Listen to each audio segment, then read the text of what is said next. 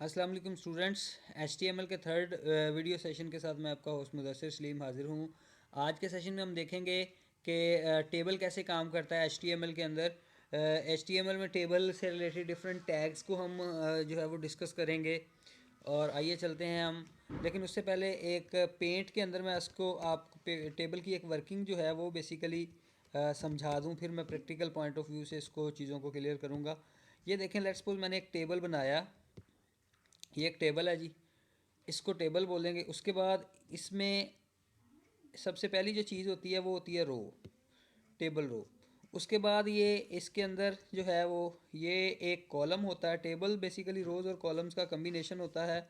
जैसे ये एक कॉलम है, ये एक कॉलम है, और लेट्स सपोज ये एक कॉलम है। ठीक है, ये तीन कॉलम है, तो ये एक रो है जिसके एक रो है और तीन कॉलम्स हैं।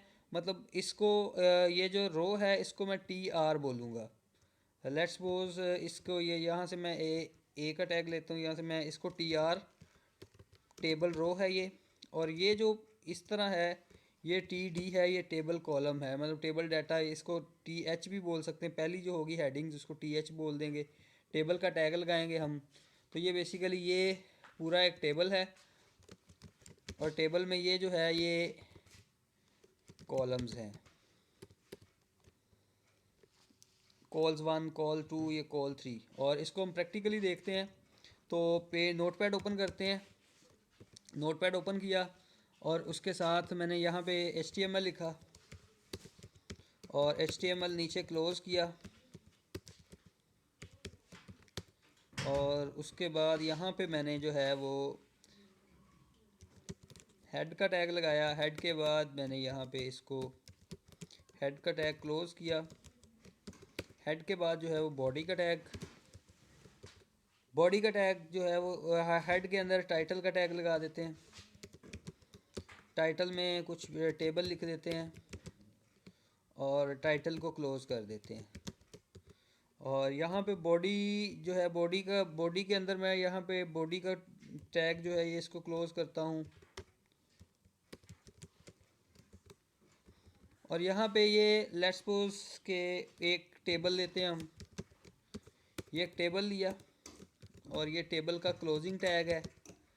टेबल के अंदर मैंने अभी समझाया पेंट के अंदर कि टेबल के अंदर रो होगी, मतलब TR टेबल रो है और TR जो है यहाँ पे क्लोज है।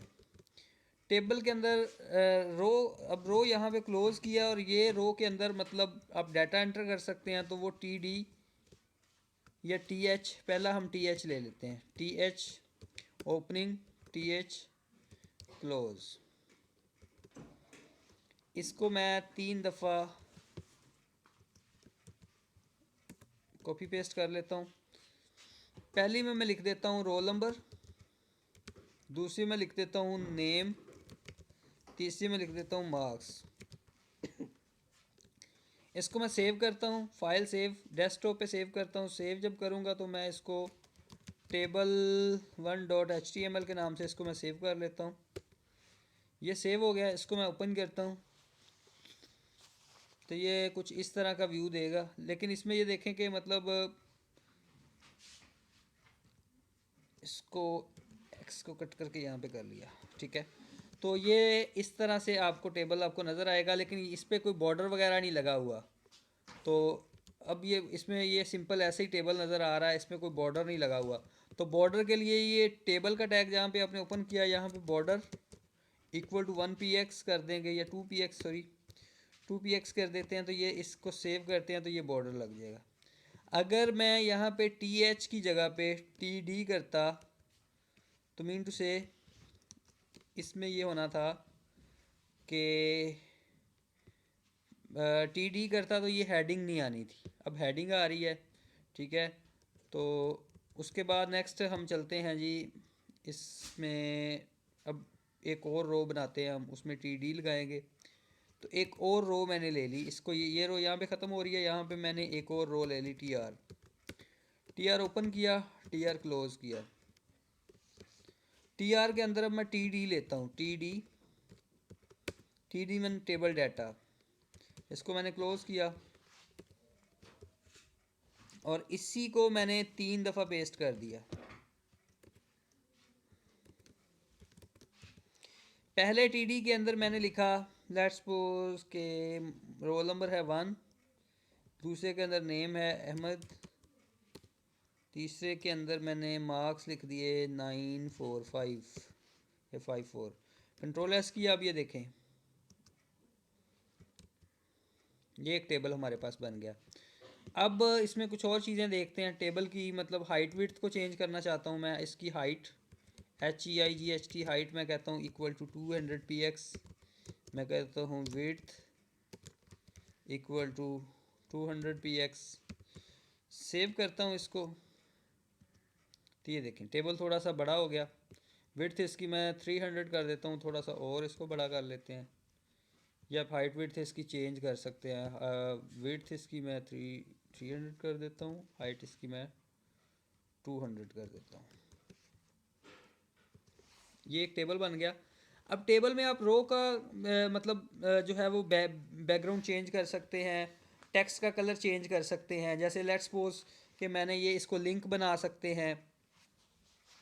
मैं यहाँ पे ये इसको करता हूँ, ये जो पहली हेडिंग है TH है, टेबल रो, यहाँ पे मैं इसका BG कलर इक्वल टू मैं कर देता हूँ